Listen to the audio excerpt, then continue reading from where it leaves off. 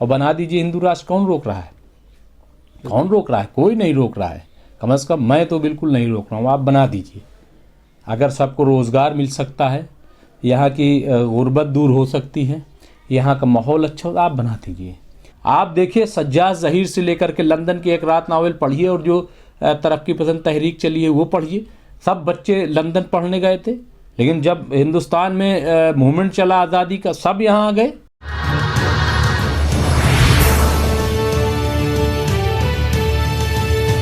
नाज़रीन आदाब, मैं हूं अब्बास फजल और आप देख रहे हैं MMC न्यूज़ इंडिया। इस वक्त हमारे साथ खास बातचीत करने के लिए मौजूद हैं कौमी भारत के editor in chief doctor Mumtaz Alam Rizvi साहब। आज हमसे अब्दुल बारिक सिद्दीकी के बयान पर ख़ास बातचीत करेंगे। मुमताज़ आलम साहब, सबसे पहले आपका बहुत बहुत खैर। जी शुक्रिया, बहुत बहुत। मुमताज़ साहब, अब्दुल बारिक सिद्दीकी सब लोग जानते हैं, RJT के एक बहुत ही बड़े लीडर रहे हैं, मंत्री रहे हैं, कि उन्होंने एक बहुत ही अलग बयान दे दिया। उन्होंने कहा है कि हिंदुस्तान अब जो है रहने लायक नहीं। उन्होंने अपने बच्चों से कहा है कि वो अब हिंदुस्तान के बाहर ही रहें। क्या लगता है कि क्या वाकई हिंदुस्तान इतना ख़राब हो चुका है, इतना माहौल ख़राब हो गया हिंदुस्तान की, रहने लायक नहीं है? किस तरीके से देखते हैं उनके इस बयान को आप? देखिए, असल में इसके दो पहलू हैं और दोनों पहलुओं पर गौर करना चाहिए। देखिए, जब कोई आदमी बयान देता है तो उसके शाब्दिक अर्थ जिसको कहते हैं कि बिल्कुल नहीं लेना चाहिए।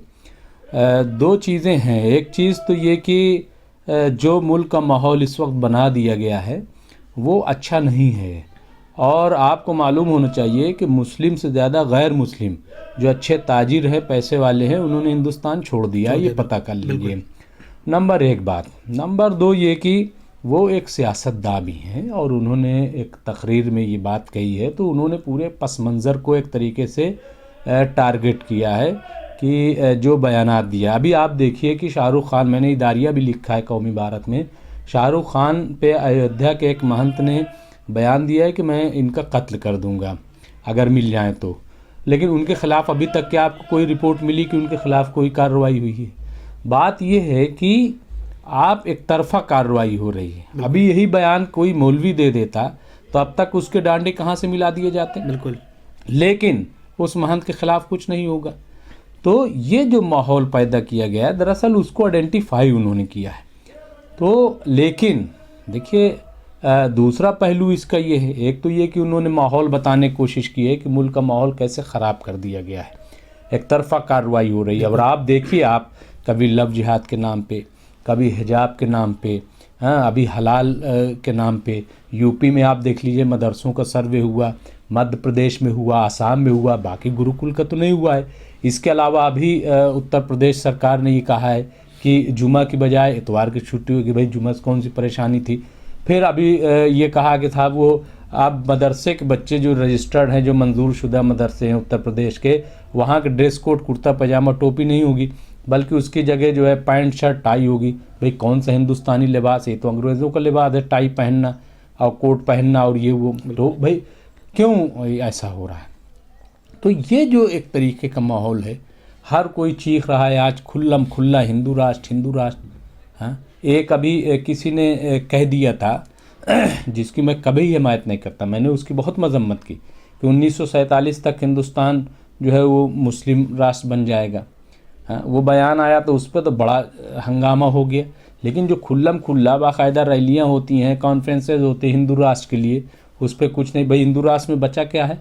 और बना दीजिए हिंदू राष्ट्र। कौन रोक रहा है? कौन रोक रहा है? कोई नहीं रोक रहा है। कम से कम मैं तो बिल्कुल नहीं रोक रहा हूँ, आप बना दीजिए। अगर सबको रोज़गार मिल सकता है, यहाँ की गुर्बत दूर हो सकती है, यहाँ का माहौल अच्छा हो, आप बना दीजिए।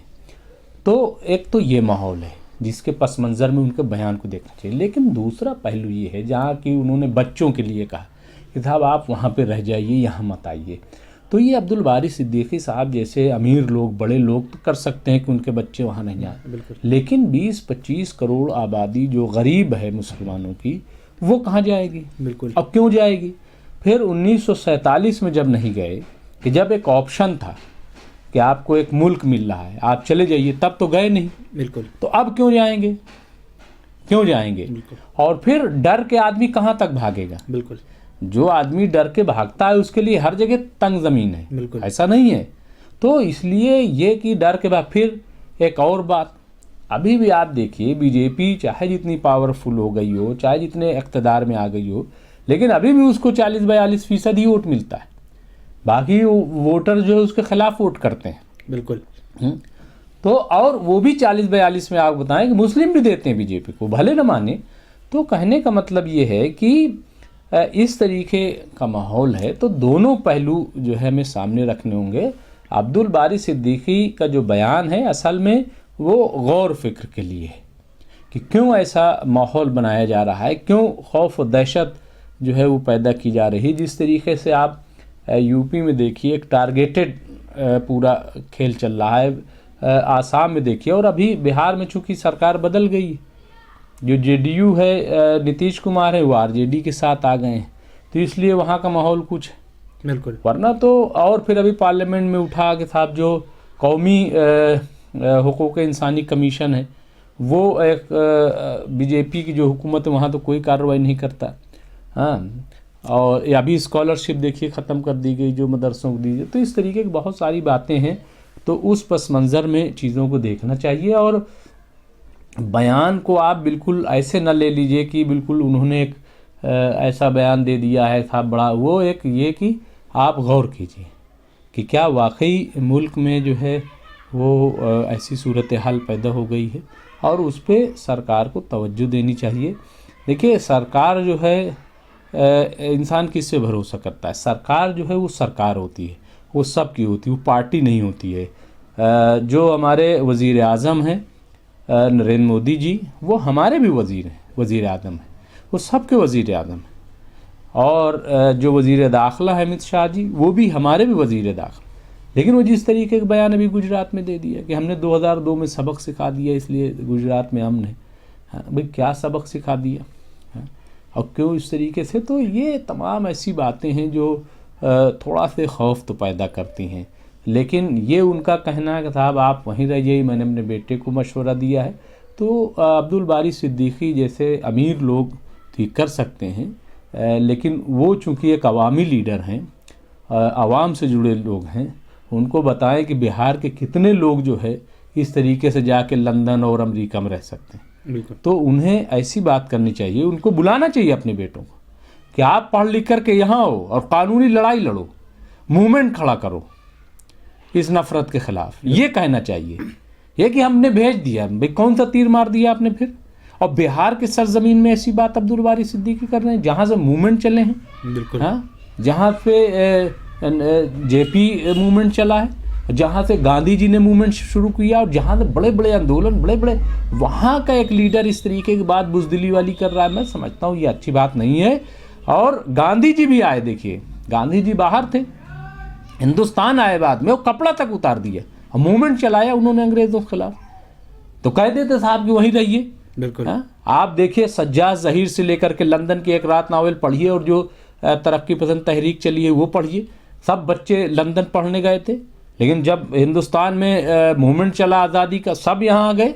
बिल्कुल। हाँ, इसी तरीके से और जिन लोगों ने कुर्बानी दी है, अशफाकुल्लाह हों, चाहे भगत सिंह हों, चाहे जो सुखदेव हों, चाहे जो लोग हों, तो ये कि हमने भगा दिए, ये तो बुज़दिली वाली बात है। बिल्कुल। उनको बुलाइए हिंदुस्तान के, आप हिंदुस्तान इस वक्त आओ, पढ़ लिख करके आओ, और बेहतरीन जो है यहाँ मुकाबला करो। कोई ये थोड़ी कर रहा है मुकाबला जो है वो तलवार उठा लो वो उठा लो, नहीं, मुकाबला कानूनी लड़ाई आप लड़िए जहाँ तक लड़ सकते हैं। ऐसा थोड़ी पूरी दुनिया जो है वो खामोश बैठी रहेगी। बिल्कुल। तो मैं समझता हूँ कि ये बहुत ही छोटा हल्का बयान। जी।